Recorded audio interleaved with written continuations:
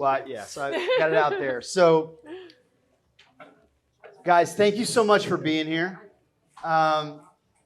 We are really excited to start doing these Fireside Chats. We're going to be doing these, if you don't already know this, we plan on doing these on the third Thursday of every month for the rest of the year. I will say December because that's really close to Christmas. So we're partnering with Blind Tiger. Roberto, the owner, has said, hey, I love this idea. This is what we're all about. And has just joined forces with us to say, like, our space is your space. You can use it for this. We're in with you. So, by the way, we're not like renters. They're like partners with us. So, like, buy some wine, buy some stuff while we're here. It's just like, thank you guys so much for being here. Thank you. They stayed open late for us, and we'll be doing this on the third Thursday of every month. By the way, what I was saying in December, it's close to Christmas. He and I were just like, hey, we won't have a speaker. Let's do some kind of like Christmas community, just community dinner or something like that. So we'll figure that out. We got plenty of time. In the meantime, this series is a chance for us to interview local entrepreneurs or civic leaders or builders in some space, or just engaged active citizens or journalists. So by the way, if you have recommendations for someone that you think that we should have here, I don't have them all lined out. I got a couple months out and then we got work to do. But we will be here every third Thursday. By the way, just so you know, we're also on the first Saturday of every month, not here. We're doing what's called the Conscious Party up in University area in partnership with the UACDC. In that neighborhood that we've been doing, our organization has been doing a lot of work in for a long time. And it's an open source party. So open mic, potluck dinner. So whatever food shows up, that's what there is to eat. Whatever poems and stories and pain and joy shows up, that's what there is to share on the mic. It's amazing, and we're just kicking that off as well. So that's on the first Saturday of every month. This is on the third Thursday of every month. And then on the off weeks between those, on the second and fourth Wednesday morning, we're doing what we're calling collab coffee, which is really like Ben and I and a couple others are gathering here, and you guys are welcome. Like, we're just going to come 8 to 10 a.m. We're just going to come caffeinate, and we're calling it collab coffee. There's no real program. It's like, just get together, have coffee, talk about what you're working on, talk about goals, talk about, and it's just been awesome. We've been doing it for a few months already, but we wanted to like let you guys know we're here every second and fourth Wednesday morning from 8 to 10, just having a little coffee. So tonight we have Monica Petrella here. A lot of you, I know, I'm looking around, I know a lot of you know her already, but I'm actually really excited. One, I don't know her that well. I've been like Dahlia and her have just become like homies, and I'm like, hey, I want to get to know her more. And then I've been showing up and witnessing her voice and her work at events, and I'm like, so by the way, I'm a highly intuitive person. This is like one of my kind of main operation things, and I perceive some things, and I see in her, and I believe I'm right, but that's also part of like, I believe I'm right. So I think that I see a genuine and real genius in a specific area that I think is at the forefront of human evolution. I think humanity is learning how to cooperate. I think that is what's coming with us as an evolving species. And I don't think we're very good at it. We're like, let's sign an MOU. And coordination is a big part of that. And I think there's some outliers among us, and I think Monica is one of them. Thank you. I've been extremely impressed with what I'm seeing, and I think it's like a real need. And then she's super engaged in food systems here. I know a lot of you know enough of that. My hope, so we don't know each other really well. So I'm like, well, I texted her earlier, I'm like, look, if no one shows up, we're still doing this because I want to hang out and I want to ask you some questions.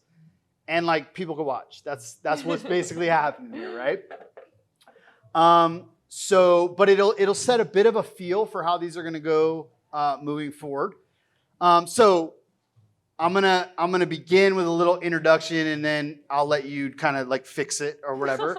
But what I did, because we don't know each other great, I stalked you Ooh. online earlier, and I tried to find all the things or whatever. By the way, your LinkedIn's really well done, Oh, thank and you. no one's is done like that, and it made it really easy. So, but Monica has a ton of experience as a community organizer in many iterations. Kind of looks like throughout her life, from political organizing, different kind of community organizing efforts. She was a legislative and administrative aide to County Commissioner Overman, which is how you kind of got your foot in the door with the county here specifically. Education-wise, she studied community development and applied economics. So she's an author / her master thesis was called Teamwork Makes the Dream Work, investigating the impact of social capital in the Tampa Bay community food system, which I'm wildly impressed with. As I've gotten to know you, you're doing exactly the thing that you studied and worked on. And I'm kind of curious, one of the questions looking ahead is how did you already know? Were these arranged? We're curious here. But currently, her role is with Homegrown Hillsborough, which is the inaugural food system program with Hillsborough County in partnership with University of Florida and the Extension Office, right? As author, as we know from that paper, but also I found an article. She wrote a letter in the Florida Conservation Voters in a series called You were deep in the web. Dear Florida. Dear Florida. And she wrote a love letter to Florida, and I have it. Oh. And I want to use this as a way to get into, I want to begin asking you about childhood and your past and growing up. But I think so I'm not going to read you the whole letter, but I'm going to read you the intro and the exit. Because in the middle, basically, she says, let's take care of our environment. I won't get into all that. But it was personal in the beginning. So she opens with this letter. I was lucky to grow up in North Central Florida. My parents both went to UF, where they met and stayed in the college town afterwards to raise me and my brother. I loved growing up in Gainesville and always thought I was lucky to experience a side of Florida that most people don't consider when they think of the Sunshine State. We didn't have sandy beaches and beach towns. We had lakes, rivers, springs. Some of my best memories are when we cruised the Swanee River with our friends, the Robinsons, stopping at the springs, eating picnic boat lunches and bundling up in towels as we dried to outrun the incoming rainstorm. These memories have formed the foundation of my passion for protecting Florida's precious natural resources. We are so lucky to live in a jungle full of all sorts of ecology and wildlife. Snorkeling in the springs along the Swanee allowed me to see the ecosystem in our backyard is incredibly dynamic and unique. These ecosystems need to be loved and protected. And she gets into all this stuff don't fuck it up, all that kind of stuff. We shouldn't. Yeah. So that she goes on her little soapbox for a minute, and then at the end, she says, for Valentine's Day this year, which I guess is when this is written, I ask you to grow more in love with our state and the things that make her beautiful. See, I'm gonna cry. Me too. Her beaches, marshes, flatwoods, rivers, springs, lakes. She even has a waterfall.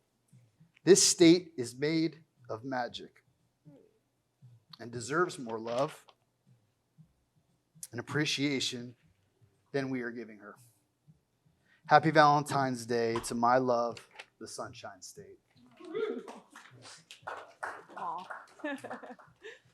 So you can take this wherever you want, but I want to use that as a way to ask you, by way of introducing yourself, hopefully I did an okay job of the general thing, and these people know you, is to begin with your past, your childhood, the time on the Swanee, your parents, your brother. Tell us about your early years. Sure. So thank you for all those very, very sweet things. I truly feel that I stand on the shoulders of giants, and that I'm just a product of all the things that people have poured into me. And that's why I feel really strongly about making sure I throw the ladder back behind me. So all of those things that I've been able to accomplish and that I've been proud of it's because somebody took a chance on me and taught me how to do all that. So just to lay that foundation. But yeah, I'm just a pretty normal person. I grew up in Gainesville, Florida, which most people only know for the University of Florida. But it's so much more than that. Gainesville is a really great town that is in the middle of the state, so it's often overlooked because it doesn't have beaches and we don't have tourists the same way that everyone else does. I grew up in like a pretty standard Americana middle-class family. I went to public school my whole life. I was involved in sports and community groups, and I have one brother who's a little older than me, and everything was just really standard, and I kind of thought that like the whole world was like Gainesville, Florida. So then I spent my whole life in Gainesville. I went to the University of Florida. So by the time I graduated from UF, I was like crawling at the doors. I had to get out of this place just because I knew everybody. I knew everything. It was all very, very familiar, and I wanted something different. I will say that I'm actually surprised maybe your internet sleuthing didn't find this out. I lived in Gainesville, Florida my whole life, except for 1 year I did live in Dubai. And so that's kind of a pretty big asterisk that I often forget about. But my mom had an opportunity. She was working for an environmental engineering firm, and my brother had gone to college. My parents had just split, and so it was just me and her. I was 16, turning 17, and she said, hey, my company needs somebody to go over to Dubai and basically just be like a management role, a leader. Would you be interested in doing that? Just for 1 year, I want you to come back and graduate with the people that you've known your whole life. And so I said, sure, let's do that. And so with the exception of 1 year living in Dubai, I lived my whole life in Gainesville, Florida. And I loved it. And then I went to grad school at the University of Vermont. I would like to think that I'm a pretty hard worker, and I think I've gotten to be a harder worker as I've gotten older, but a lot of my previous life was just kind of being at the right place at the right time and kind of taking a little bit of a risk. I'm obviously, well, maybe you don't know this, but I'm not really afraid to talk. I'm not really afraid to talk to people. I actually enjoy it and I like it. And so I think like a decent amount of my success formula has just been like being somewhere and having a conversation with somebody and then ultimately building off that to take me to my next step. And so when I was really fortunate, my mom supported me through college, but she made it really clear that once I graduated in May, I was on my own, I had to figure it out, and that, you know, the world was waiting for me to get a job, basically. And so at the time, I was working as a customer service, aka bagger at Publix. And I love doing that. I loved doing it. I was Winn-Dixie though. I loved doing it. I loved talking to people and seeing the things that they bought and kind of like looking at who they were and what they were buying and asking them questions and walking them out to their cars. I loved it. It was like speed dating. It was super fun. And also it was kind of my ticket out because I said, well, there's Publixes everywhere. So I'll just graduate UF and then I'll be a really good Publix worker and then I'll move to Atlanta and transfer to a Publix there, and that's where my life will take off.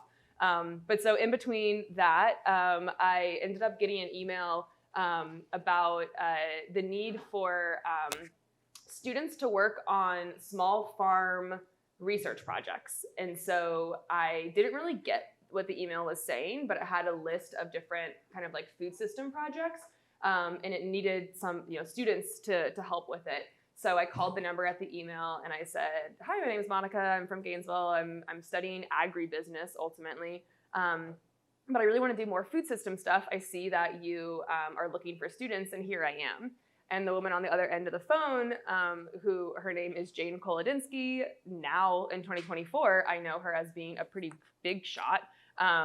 Don't know why she picked up the phone, but she said, that's great. What's your GRE score? And I didn't know what she was talking about, and I didn't understand why she was asking me. And she said, this is a grad school program. Like, basically, she understood that I didn't know what I was calling about. And so she said, okay, well, you sound like you're on the right way. So, like, go ahead and sign up for the GRE, and then call me when you get your soft score. Basically, when you finish the GRE, they just give you your score on the computer, and then they eventually send you your finalized score. But so she, once again, right place, right time, said, go take the GRE and give me a call back.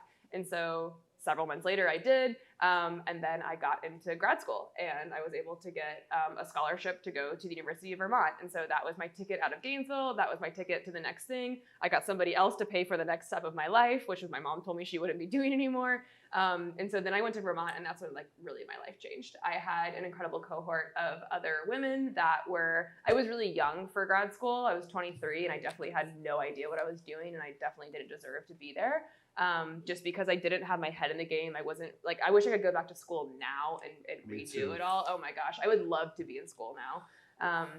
But so I had a really great cohort of women. I literally showed up with one pair of pants. Like I just was so underprepared to live in Vermont and to be where I was. But people poured themselves into me, and it transformed my life, and it gave me a really good example of what like a true food system and really what community looks like. So that's when I came back. Yeah. Time out in acknowledgments in her paper to Debbie Krung. Thank you for ensuring my survival during my first winter in Vermont. I will never forget the feeling of relief when I walked to my desk the second week of school and saw a pile of coats, socks, gloves, and hats that you got for me. She said procured, but I'm not saying that. When you learned that I had only seen snow twice before arriving in the Green Mountain State, I was like, yeah, I just traveled somewhere that was like freezing. And I'm like, what? Here I am. Why are people doing this? Yeah. That's crazy. Yeah. So, but once again, that's an example of just like people have poured into me and have made it so that like I've been able to get to where I am and be successful. And so I hope to be able to pour back into others. But yeah, so then I moved to Tampa in 2016, and well, I actually moved back to Daytona, which is where my mom lives, and didn't find the culture to fit my expectations.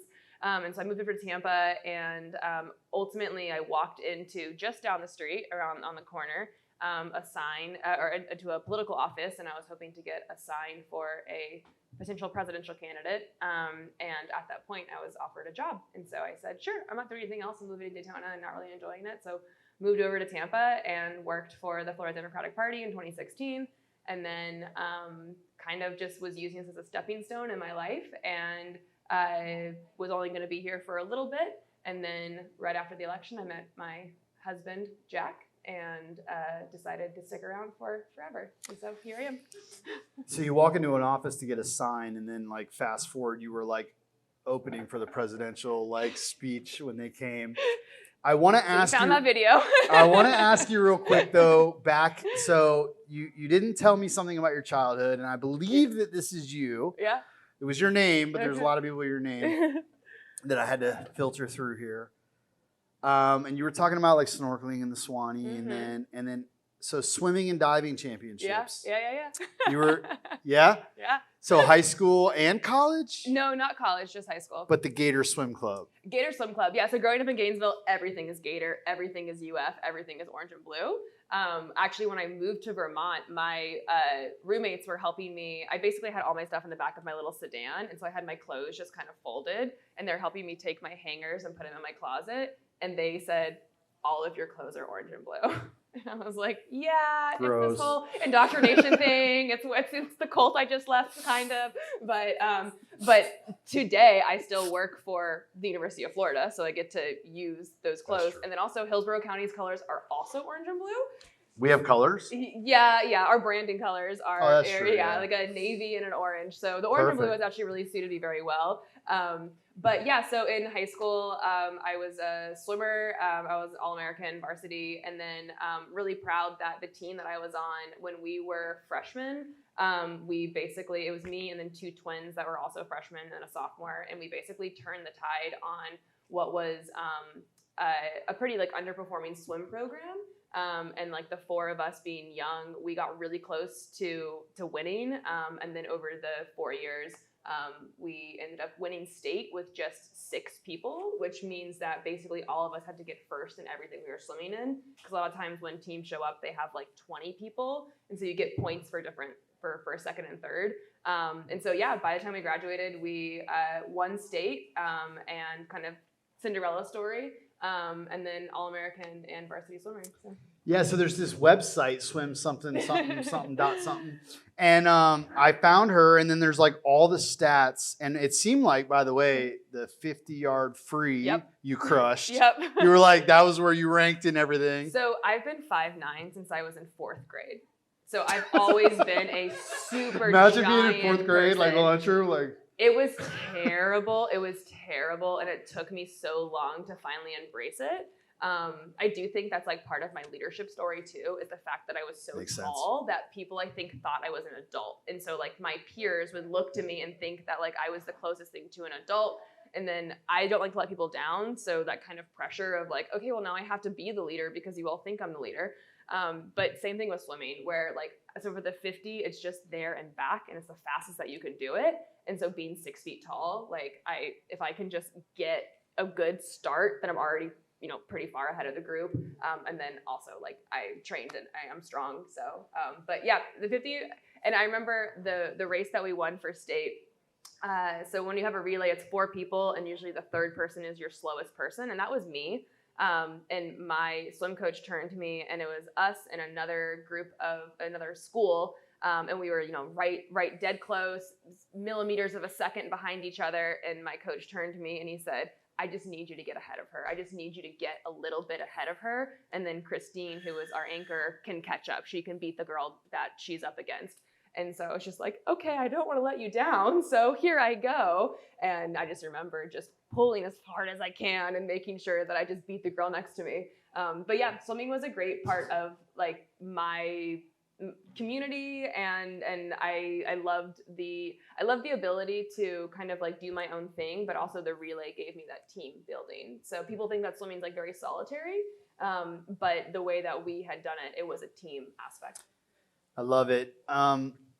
Thank you for sharing about that. So framing with these in general, we're gonna try to get like really impressive people here for these that like people that we can be inspired by, people that we can look up to. But then also part of like why I want to ask about early life and development is like the familiarity, because one of my hopes is that all of us realize like we're like you in some ways, maybe not in some ways. I wasn't that tall. Maybe not 6 feet tall. Yeah. But the rest is very standard. Like we're different. There's diversity. Yeah. But like to we see people sometimes like, man, I couldn't like how could I ever? But then to go like, hey, I have there's some familiarity here because one of the goals that I have for these series is to say to all of you, like you have beauty and value to contribute to your world, to your city, to the places that you are. There are ways that you can make your house and your home and your street more beautiful. And there's ways that you can be valuable to your neighbors, valuable to your friends, valuable to your colleagues. And so this will be a piece of these throughout, is like these early life stories. And I'm just like, here's why. Because I think it's important that I'm hoping that we can all like not just go, man, like isn't she amazing? But to go like, I've got juice. Like I could swim hard. I know what it's like to push when coach taps me to go hard. So I want to use this because those kind of speak to development, and a lot of your story already is kind of sketching out some of these early pathways. So you went to Gainesville, Dubai. Oh, you went to Dubai, and you went to Gainesville, yeah. and then Tampa. You went to Daytona and then Tampa, but your research actually was specific to Tampa. Yeah. And so I'll just leave it really broad about your pathways and development professionally, but like specifically like what? Yeah. So I love Florida. I've always loved this place. My love letter was really very true and from my heart. I love this place so much. I like when it's 105 degrees out and humid and there's a storm coming. I like that we have so many different people and so many different things and there's such a variety. I love this place because I grew up in the same town that I went to college in, and because we had a pretty small community where literally like out of 130 people that I went to high school with, 80 of them all went to UF. It was all very familiar. So I had to break out, but I knew I always wanted to come back to Florida because I love this place. And so when I first went to Vermont, this is one of my good life lessons that I learned. I thought I was like so like unique and special, and I had like the secret sauce that was gonna like fix the world, and like pretty quickly realized that that I'm just a normal person, which is great because like you said, anybody can be a normal person and can contribute. But so I showed up and I said, I want to do my own thesis research, and I want to do it on food systems in the South.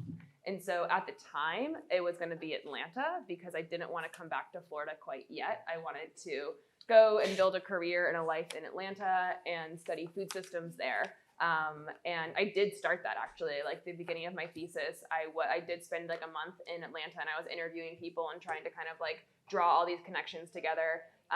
And so I started that, and then long story short, trying to do your own thesis research as a grad student who probably shouldn't be in grad school was really hard, and it took me 2 years too long. But so when I moved to Tampa, I had finished all my coursework for my grad school program, but I didn't finish my thesis, and in fact, I had very little done. Oh, so you were here. So I was here. So okay. So I finished my That's coursework. helpful. Yeah, I finished my coursework. And then I moved. Well, and then also like Vermont was expensive to live in. It's funny now because Tampa's much more expensive now. But at the time I said, well, I can't afford to live here. I was also working at a farm to table restaurant. I was also like trying to do all these little side hustles and like trying to get my thesis done, but not really. And so I moved to Florida to kind of like recoup. And then I ended up getting this job for the campaign. And even that was seasonal. I actually, from that campaign, I ended up working for the Ybor City Development Corporation, YCDC, which is just down the street. And that was kind of my first peek into like city government. And literally I just got paid to make social media posts. So it wasn't like I was doing anything extraordinary, but I was able to kind of see how things started to function.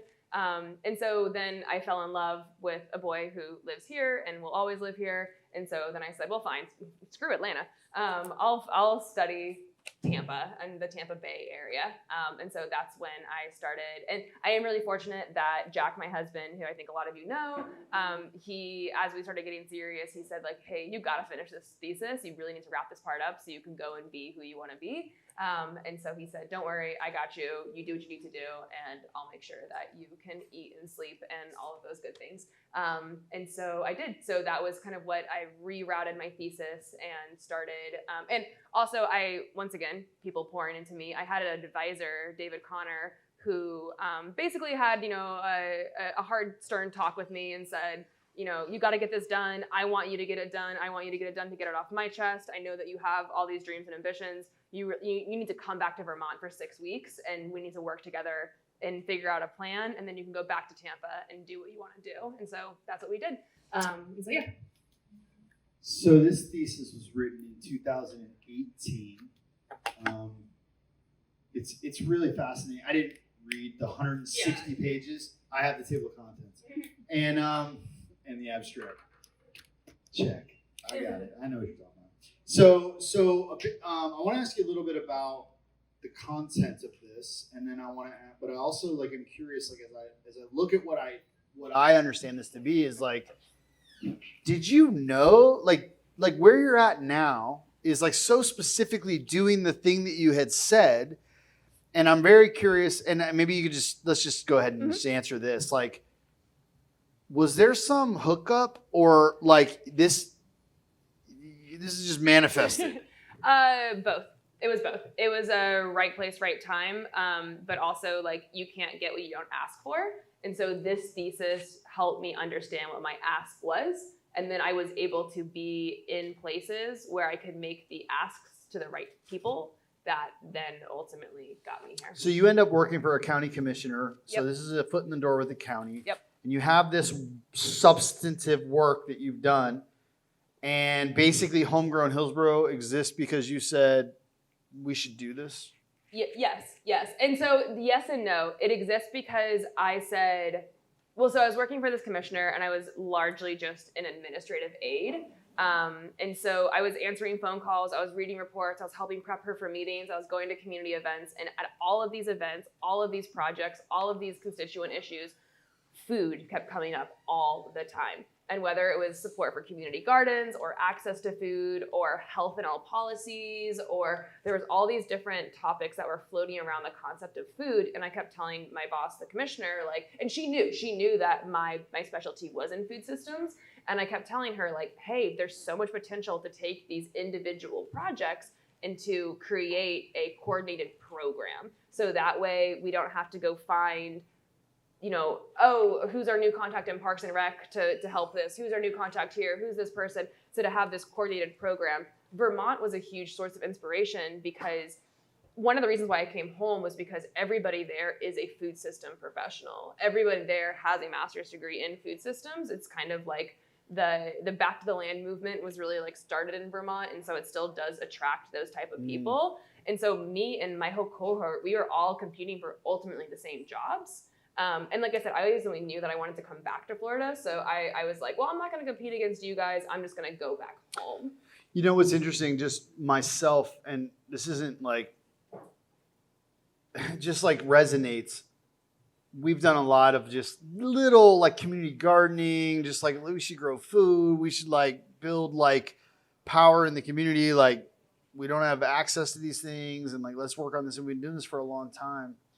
And then I traveled to the Northeast, specifically Philadelphia. And I went to West Philadelphia, which I always think of like Fresh Prince. Mm-hmm. But there is a substantial Black community garden, like multiple blocks, like decades old, that's like just producing unbelievable amounts of food. And when I came back here, I could only define that. And this is just when you're talking about Vermont, I was like, I traveled in time. Mm-hmm. So I saw what the future looks like. Like I got to see what we need to aim at, but we're decades back. We're so dependent on the trucks coming in, on the things coming in. All right, for the sake of time, mm-hmm. I have a list of like, there's some just like questions I want to ask you. But as we're like talking about your actual like research and as it connects to your work. So a big part of her work, and I'm just like pulling this straight off the abstract, it's also in the title, is this concept of social capital. Understood to be the intangible resource that proliferates from strong relationships, stocked with trust, reciprocity, and cohesiveness. And oh, by the way, this is the sleight of hand that this is too, where this is us trying to build social infrastructure for you to know each other and collaborate with one another. And hopefully as we bring in different voices, we add different diverse components to what we're doing here. And so if you want to speak to social capital, but then the thing that I really stood out to me is this concept of, you say the concept of embeddedness contributes to development between CFS, so what is that? Community food systems. Community food systems and the community at large. The concept of social capital is introduced and discussed as previous researchers have done. Anyway, community economic development. But this idea of embeddedness really jumped out to me. And I want you to tell me about embeddedness. So embeddedness is basically values. It's basically like the culture and the like the values that you all have that maybe don't. It's maybe not like what you see, but it's present amongst everybody. So in the context of my research for my thesis, basically what I was trying to say was that when you have high stocks of social capital, which is strong relationships and strong and high levels of trust and reciprocity, then then the embedded values of stakeholders of different people are able to be realized. And so it's do we care about saving the environment? Do we care about workers' rights? Do we care about sustainability for future generations? And those might not be things that like you see, but they're values that we all have. And so that's a large part of social capital, which is that common core aspect. And embeddedness is kind of like the physical manifestation of that. So a word comes to mind that may have nothing to do with what you wrote about. But I often think about embodiment I think a lot of us talk about things we care about that we don't actually care about. So we say we believe this, but if you just analyze our behavior, we don't. Mm-hmm. So I believe in nonviolence, but I behave with the implication of violence. Mm-hmm. I believe that we should have a flat structure, but I behave tyrannically. Whatever. And this occurs in so many of our. And so I often think a lot of what we say individually. This is like my, searching a fearless moral inventory in the 12 steps, and in the mirror to go. Does my credit card statement say I value that? Yeah. Right? Mm-hmm. And I'm just curious for you to respond to the concept of embeddedness and embodiment. So I think a lot of that is comes from the trust element of social capital. So if you're saying something but you're not walking the walk, my personal hope is that if I'm saying something but I'm not walking the walk, I hope one of you will tell me. I hope that one of you will say, hey, Monica, you talk a lot of game about wanting to support community gardens, yet I never see you in the community garden. What, how do those things line up? And then it's on me to trust you that came from a place of love and a place of mutual respect for each other. And I think that last kind of aspect has been really deteriorated in our societies. I think that people, I believe, and I see it all the time, that our ability to have constructive dialogue with other people and to have disagreements, but then to ultimately walk away and say, okay, well, that's fine, but I still love you. I still want you to be fine. I still want you to be successful. I think that has basically plummeted. And so you don't have people holding you accountable because you don't trust people, or people are afraid that if they speak up, then you'll get mad at them. And so some of the best things I've ever learned, David Connor, my advisor, looked me in the eye and was like, you got to get your shit together or else you're gonna fail.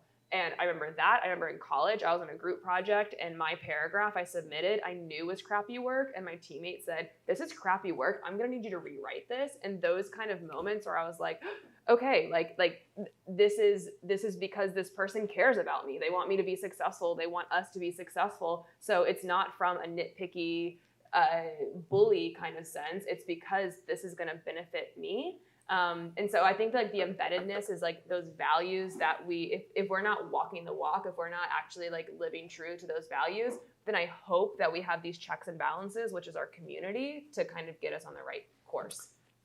So good. And I'll just say to echo that, and then I'm going to just move on. This isn't a question, but as we build this network, as we build this community, this is something we should want from one another. And I would just say, I have always differentiated between the nice and kind. And I think a lot of us are nice, which makes us dishonest. Mm-hmm. We don't, those things that they said to you were not nice, but they were kind. They were a loving gesture to you that wasn't nice. Mm-hmm. And often we err on the side of nice, and we don't err on the side of being forthright and honest. It's one of those things where, and I'm sure we've all been in a situation, you're talking to somebody and they have something in their teeth and you wonder, should I tell them? You definitely should. If I tell them, that's going to make this situation awkward. But if I don't tell them, that means they're going to go throughout their whole day without knowing they have. Well, and as soon as that dude tells them, you are a son of a bitch. And I agree. So I'm somebody that I'll tell you, hey, you got something in your teeth. But I've been with lots of people that are just not my circus, not my monkeys. I'm not gonna address this. I'm gonna walk on. And my whole thing is these are all of our circuses. These are all of our monkeys. Let's all take care of each other. I don't know. If we kind of it can be contagious. So if we kind of pour into each other, then eventually we'll all be full. I don't know. I love it. We got to model the thing we dream of. All right, I'm going to rattle off, and you don't have to be fast on these, but I have a bulleted question that I hope to ask everyone that we talk to. So this could be work or life, or you could address both. And I don't mean to differentiate those because I don't actually think that's. But people think those should be in balance. Yeah, yeah. Blah, blah, blah, blah, blah. So what are you most proud of That's it? in your work, in your life? Okay, What are you so most proud of? The thing that I'm most proud of in my life, and this is super cheesy and super corny, but I got married a few blocks away at the Ybor State Museum Park, and in my vows, I said it and I still mean it. The thing I'm the most proud of is that my husband, Jack Timmel, out of all the people in the world, he picked me. Because to me, I think he's so incredible, and it makes me feel like I'm doing something right if he wanted to be with me. And so that's what I'm most proud of, is that I was able to like ultimately attract the person that I have so much respect for, that they have respect back for me. And I'm really proud of that, because I think that the relationship that we have is really special and important, and it could have been different. And so maybe it's shallow, but the thing that I'm most proud of is that my husband loves me back because So good. because it means that I was doing something right and I was in the right place in the right time. And then for work, I'm really proud of the teams that I've been able to build and the connectivity that I've been able to create. And what I'm really proud of is being able to slowly take some steps back and see other people rise. To me, like leadership, like if you do it right, you should be in the back seat. Like we all take our turn on a leadership carousel. And I think that right now I'm on my roundabout, but I hope that in the future, there will be lots of people ready to get on that carousel and take over. I love it. So I have a couple more questions that I want you to address, but I want to just say to your work, and I don't know if I said this to you or publicly, because it would have been in front of the whole room if I did, because that's the way we talked. But That's how we talk. So who was it that said, get a man to the moon and back by this date? It was a president. JFK. I think it was JFK. Yeah. Going to get a man to the moon and back by this date. And the day that he said that, that was absurd. Absolutely absurd. NASA played a role in making that happen, supposedly. So I know it's up for debate. Anyway, it's an impossible task with a specific date. And as I've come to understand NASA played a role of collaboration and coordination between like several hundred agencies, laying out scope of work and different things to say like NASA didn't do it. But we set an impossible goal, and then there was an agency that was put in place to go, I am going to give myself to the task of making sure that this university is working on this, and this system's working on this, and this business is working on this, because these need to come together for a collaborative plan that cannot be achieved. Like mankind cannot do this. But we did, supposedly. We accomplished this task. And there's not really a question as much as I just want to say, like, I think you are doing what NASA did in the food system space here locally. And I'm ecstatic about that, because I don't think there is enough that NASA is a model, actually. Like, I know, like, Elon, like, is, like, taking their like, we could privately do this. It's fine. But the role that they played in coordinating all of these different agencies is unbelievably impressive. And I don't know how much you've looked at them in that model, but I'm really, like I said in the beginning, the genius I see in you, I actually think is something that is desperately needed. There's a lot of effort going on, but like getting us to get on the same page across these different places in the food system, I'm wildly impressed with. Thank you. There's no question there other than just to point it out. I want to ask you about things that blew up in your face. Work. Like, let's just stay vocational. Yeah. Just things that blew up in your face along the way, how you faced them, how you dealt with them. I can't really think of a thing that's blown up in my face. It's been smooth sailing. No big deal. No, but so let me see if I can tie it back to the coordination thing. I don't have, like, I have struggled so hard to basically embrace that my talent is people. And I went to college in the like entrepreneurship, innovation, start a business, create a product, or die kind of deal. And so I exited college feeling like a failure because the only thing I've ever been good at and that I've ever enjoyed has been working with people. And that's not really like a product or a, like I guess it could be a service, but the way that it was a service, it wasn't marketing. Like it was, so I had a series of breakdowns, and I remember crying to my mom and saying, what the hell am I going to do in my life? The only thing I'm good at is people. And she said, but if you're good at people, you can win the world. Like that's kind of the secret is you can get an engineer, you can get a builder, you can get a farmer, you can get all these other things, but the coordination aspect. And so I actually was talking to some of my ambassadors the other day who were talking about how so right now we're having meetings with people, trying to understand their common goals. And I said, I feel like a fraud. I feel like I'm selling like snake oil because Homegrown Hillsborough isn't a thing yet. We're on the way. We're all building it. It's more than it ever has been. But since I started this job in 2019, I've been talking a lot of game about how it's going to be something without having it. And almost every day I feel like a fraud because I don't have a product that I can point to. I don't have an example of like what we've done. Now we have a little more. You have these summits, we have these ambassadors, we have this online website, we have some things, but that's it. So it hasn't really been like a atomic bomb in my face, but it's been like a slow burn, which is that there are days when I feel like, is this even worth it? Am I making a difference?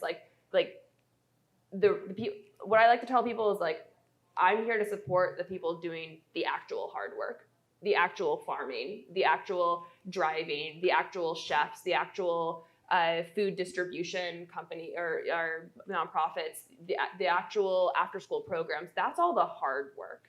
I sit behind a computer and send emails back and forth, and that's, sometimes that's hard, but for the most part, I think that I feel like a fraud. But then I do hear stories of people saying, thank God you're sending emails because I really don't want to. I want to be in the community garden. I want to be handing out food at the pantry. I want to be in the field farming.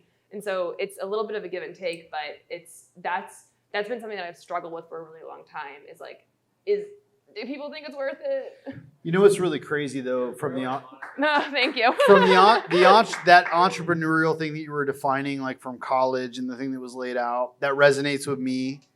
And one of the things that's really hard for me that actually baffles me about you and is you're connected to the county. So like I have a friend that works with the school system. And I'm like, how? Mm-hmm. How are you part of that system? Because I'm such a outside the system person. And I think this is an important part of our diversity. It's not right or wrong. Mm-hmm. We need both. Mm-hmm. I need to bang on the outside of the walls. Someone needs to bang on the inside of the walls. And you are actually doing, I think they call it like entrepreneurial, but like it's like you've embedded yourself, but you've called to life. It's not a thing. You're casting vision and you're doing sorcery. You're calling, you're doing an incantation to call a vision into being within a system that is, in my mind, an evil principality. Like I'm just like, how can you exist within that system? And yet you are in there and you're birthing the vision that I share with you from within. And I just think that's incredible. At the base of my heart, I think that government is a tool that has been completely diluted and compromised to where it is now just a barrier. But when I think of like, if we start from zero, if we're talking about creating democratic processes where everybody can contribute to this engine to ultimately realize our goals, like that is what government is in theory. And I very much believe. And at that level, we resonate 100%. Yeah. I just think like there's an entirely different tool to do. I think there's a lot. I would.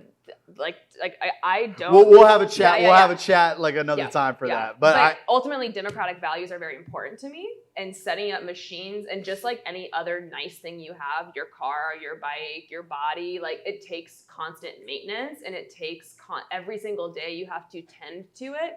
And I do not think that local government has done a good job. And I'm talking truly local government. That's why I like working for the county or the city. So when I was working for the commissioner and I decided like, hey, like I want to do more than just answer phone calls. So it was the right place, right time, but also my boss at Extension was also having these same ideas about having this position. And it just really took him and I kind of colliding to see it come through. But I told the county administrator, I said, hey, I really want to do this work and I want to do it for the county. And so if it doesn't happen now, I'm going to keep coming back until it happens, because I truly believe that this can be like a showcase example of what local government can do. We'll see. You know, I had a dream once upon a time that there was like a little fire that was started in Tampa that was like nationally significant. Like the when you sit around a campfire, you can't take your eyes off it. Mm-hmm. And you look at it. And I had this like dream that all of us nationally sat around this fire that began here. And as you talk, I think like I'm reminded of the dream.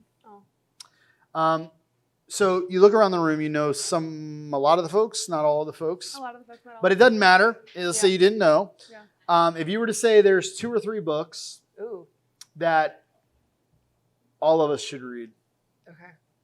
What would those be? Okay. River of Grass by Marjorie Stoneman Douglas. It's about the Everglades, and it is basically what started the environmental movement to create the Everglades. And so basically she was an author or a journalist down in Miami. They were going to turn the Everglades into a giant airport and then into neighborhoods. And she wrote this book that got national acclaim in like 1940 something. And the very first line is like, there is no place like the Everglades. And so back to that environmentalism. That was really huge for me because it's just so beautiful. It's thick and it's a lot and it's kind of old timey, but it's easy. Another one is South Moon Under by Marjorie Kinnan Rawlings. Say it again. South Moon Under. South Moon Under. Mm-hmm. It's a novel, but it takes place in the Florida Scrub, which is North Central Florida.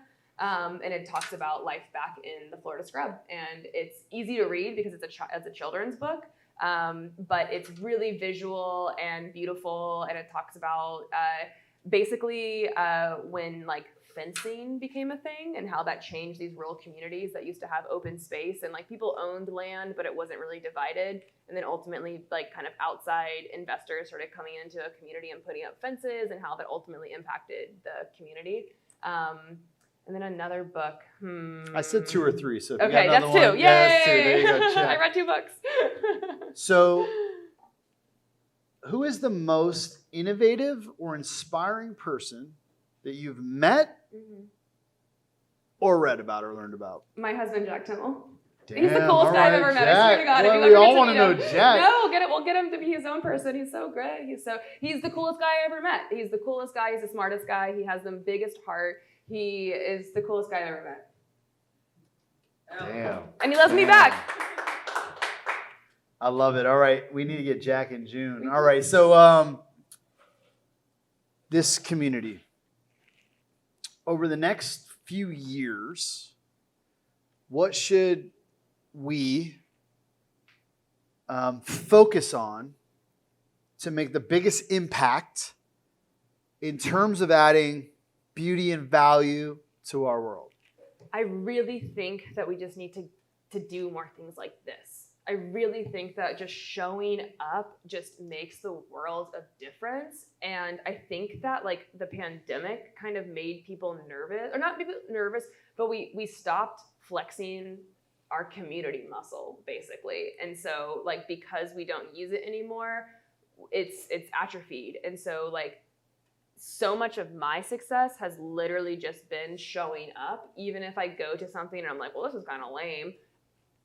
For me as an organizer and as a leader, I go, well, why was that lame? And what can I do to make sure that I don't have lame events? Or, okay, well, what could have made it better? Should I have invited somebody else? Would that have been more fun? So I love living in an urban area. I biked here, and on the way, I got to check out all the different things that are happening in the community and in the city. Just so she could say that. Well, it's fun. It's fun to see that there's a conference going on, and the streetcar is full of people, and there's families, and there are old people, and there's young people, and there's lightning fans, and there's snowbirds, and I love all of it. I love living in an area where I get to see all those people. I went from Davis Island that has a certain vibe to it to Ybor City that has a different vibe to it in a matter of moments. And that's cool. The more you show up, the more you get to experience, the more you have empathy, more social capital, and then hopefully the stronger that will be.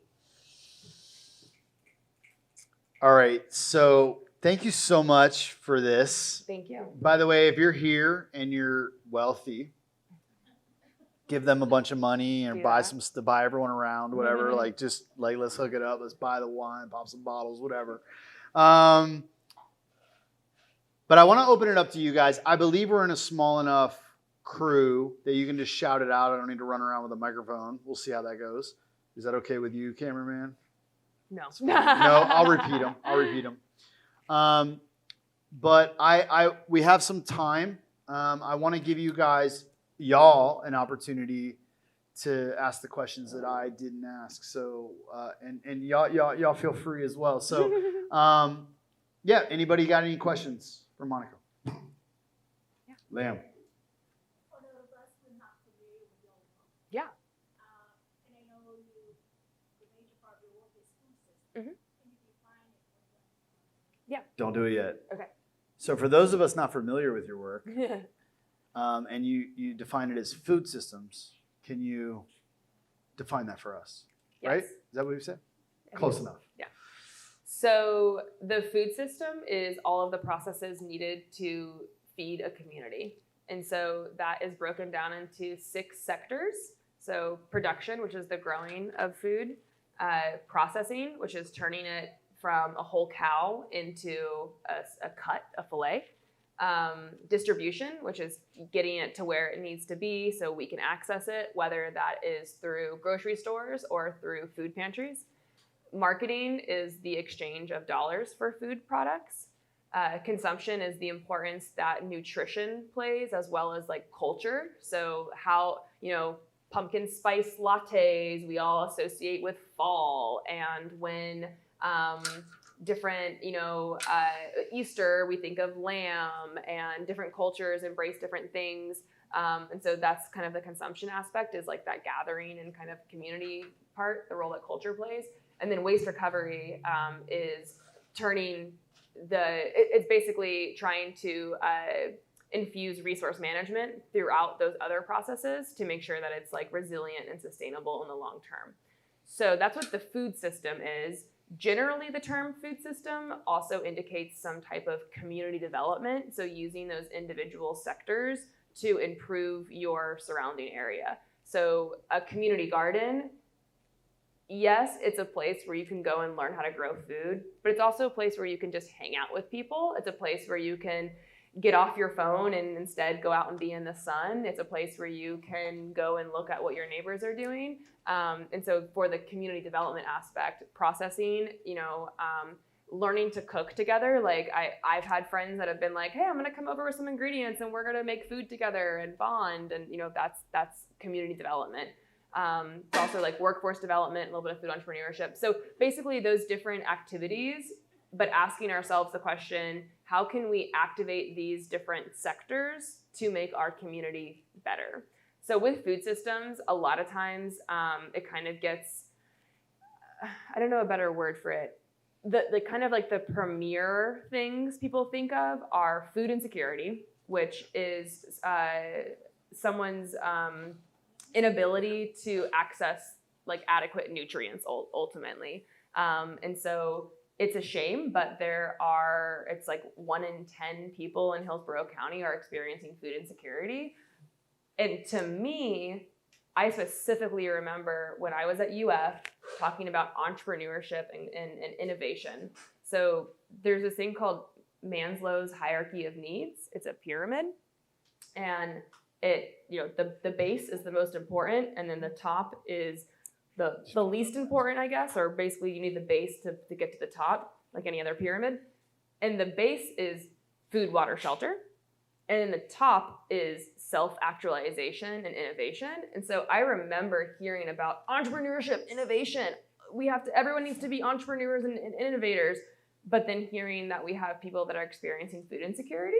And so I'm like, well, how can those people be entrepreneurs if they don't have their hierarchy of needs, if they don't have their base supplied, ready for them? So I believe that we live in an abundant society that has enough for everybody. And so, if the forces that be aren't going to solve those things, then I think that we can.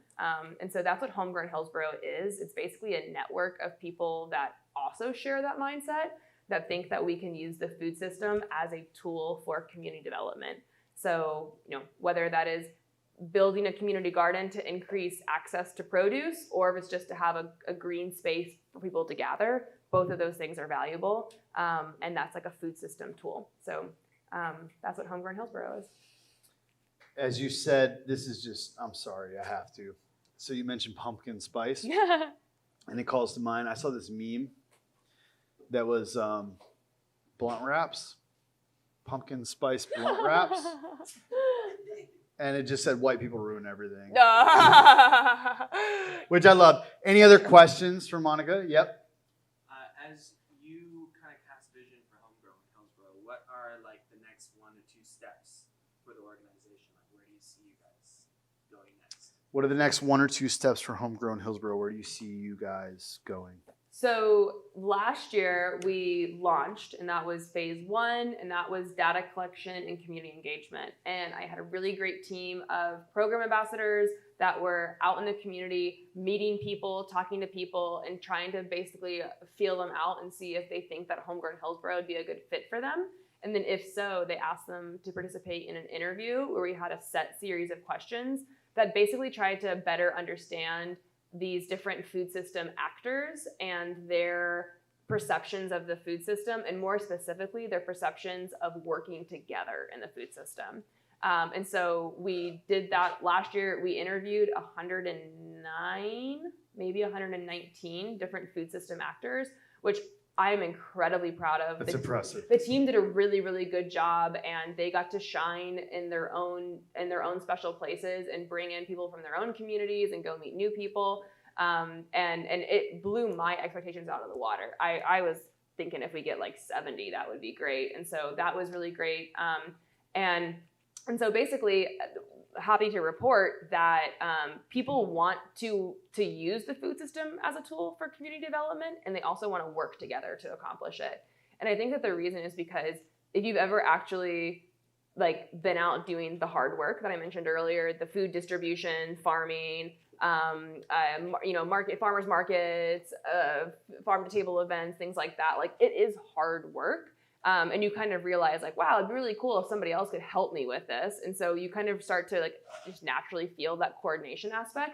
And so that was phase 1. So basically we kind of lit the fire last year. This year we have a series of summits that started last month, and they'll be the first Thursday of every month through the end of the year. So the first Thursday, the fourth Thursday, the second and fourth Saturday. We have lots of things filling up all of your calendars. Yeah, it's a bunch of dates. It's a bunch of dates. But it's routine, and it's supposed to be something that if somebody is interested in doing food system work, they can think the first Thursday of the month, we're doing a Homegrown Hillsborough Summit. And so we had our first one last month, which was basically awesome. Yeah, John was there. A lot of you guys were there. Oh, and a handful of you guys yeah. were there. And those of you who were not there, you should come to the next one. Yeah. And so basically we have this online platform where we can share events, we can share resources. Today, I was really happy to see that. Do you guys know Providence Cattle Company? Anybody heard of them? Yeah, big beef producer. So one of the owners of that company posted in our online platform that the USDA just announced $12 million worth of grants.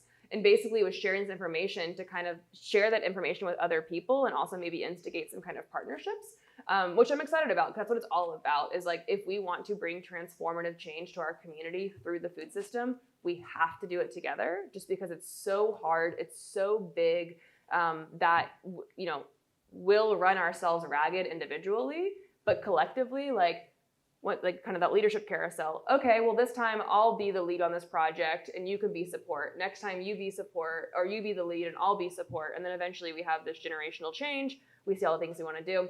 So we're having a series of in-person summits, first Thursday of the month. And they have different topics. And so we're going to talk about what does economic development look like in the food system? What does community nutrition mean? Let's get a handle on how many people are experiencing food insecurity. Let's talk about what is a family's annual budget on food? Can we shift any of those dollars into the local food system? Because those small actions can make it so that it ripples through our whole community. So the short term is basically just still doing more of that like coordination, morale boosting, but also starting to hone in on what an action plan looks like. And then next year, so hopefully we'll end this year knowing kind of what our top goals are. So examples could be farm to school. Do we want every single school in Hillsborough County to have a school garden? Do we want, yes. Do we want to see more urban farms in the area? Do we want to have more food festivals that highlight different cultures or different types of food? Do we want to eradicate food insecurity? Like each of those things take a different set of tools and a different set of goals. And so that's what we're figuring out this year is like, where's the momentum? Where are we going to head? My like mid to long-term vision is, more Meacham Urban Farms, having a new and beginning farmer program training where basically somebody can come through a rigorous program and then ideally would have some land kind of already identified for them to go and grow on, and then maybe source that back to the schools or back to the farmers markets or back to Blind Tiger or, corresponding markets. And just looking back at your paper, like just the gatherings themselves, and it's already happening with what you're doing, and then like some of the people showing up tonight and relationships deepening, like the building of trust, reciprocity, community. We have farmers, growers, like there's people represented here, but then so much more in that space and those relationships, like the intangible value of social capital that's growing out of that. Beyond this, it's like the strategic setting of the table is so powerful. I truly think that you can so there's 7 community capitals.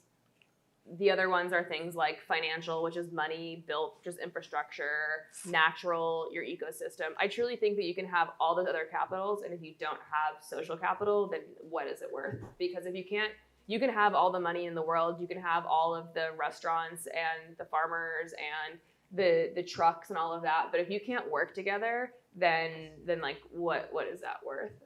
Because ultimately we all kind of like meld into one another and we complement one another. Anybody else? Yeah, I contribute to that. Is there a compilation of grant resources? Does Homegrown Hillsborough have that?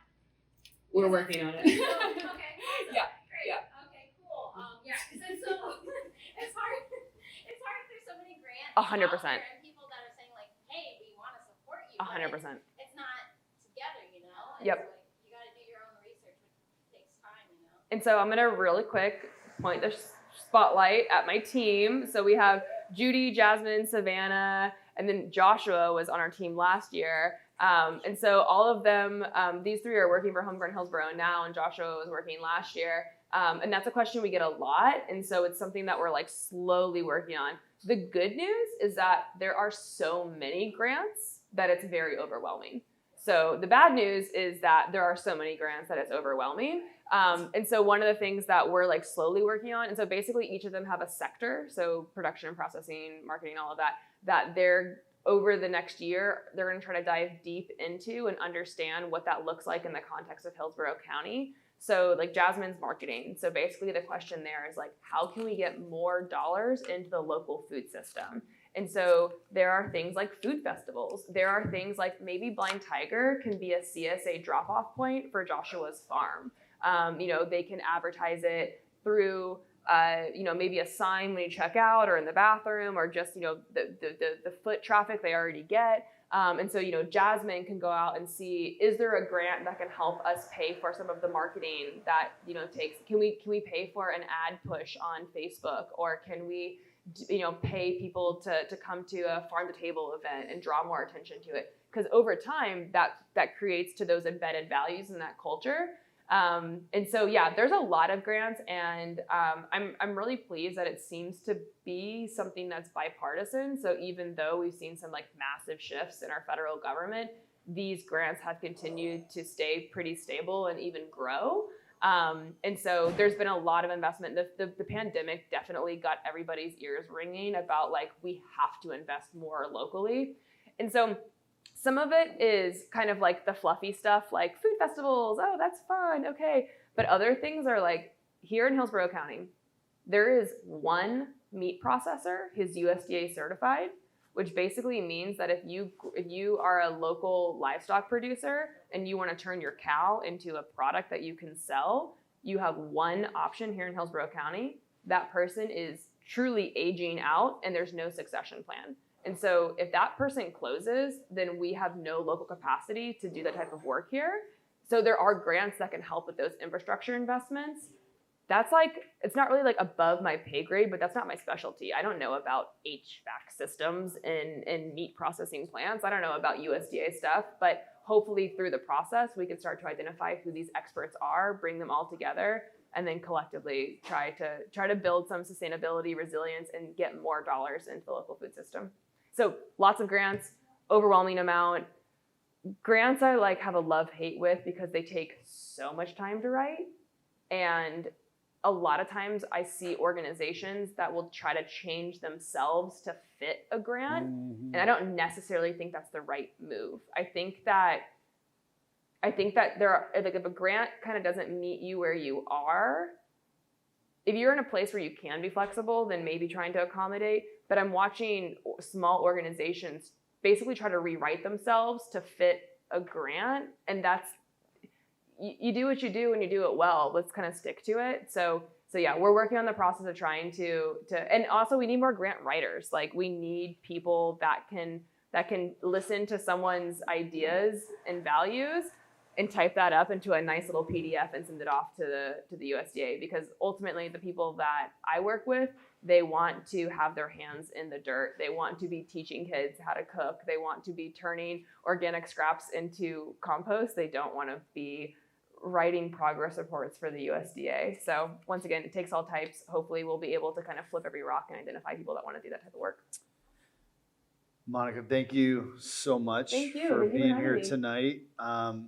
I am so grateful, not just for tonight. I'm grateful for tonight, but I'm grateful for you, your work, your contribution, your community.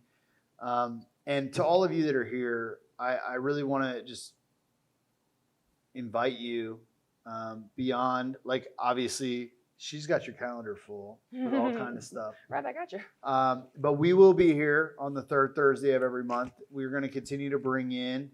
And by the way, if you have people that you're yo, you should really get this person up here, no promises, but shoot them my way. I don't have these all booked out. We got the next, by the way, next month, we do have booked. Dahlia, who is sick tonight and wanted to be here desperately, but is not well, is going to be better. And she will be interviewing Elizabeth Dunn, who she works for USF. She teaches classes based on, help me out, Will.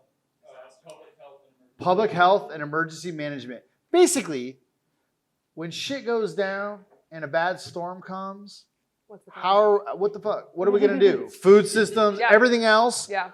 She does coordination for worst case scenarios for our area. And we're really excited about her. She was someone that was part of our cohort when we launched the 813 Collective. By the way, this is an extension of that collective. We started with a cohort. We thought we were going to run cohort 1, cohort 2.